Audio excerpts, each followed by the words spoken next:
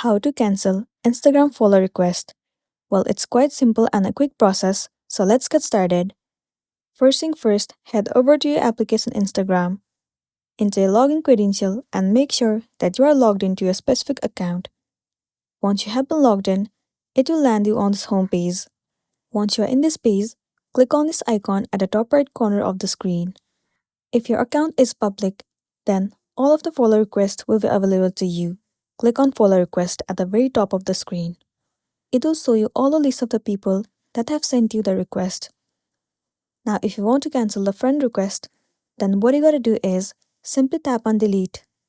Once you click on delete, the friend request will be cancelled. Likewise, you can tap on delete on any person you want to. After that, you will be good to go. So that's the end of the video. Make sure to smash the like button and consider subscribing to our channel. We'll see you in the next one.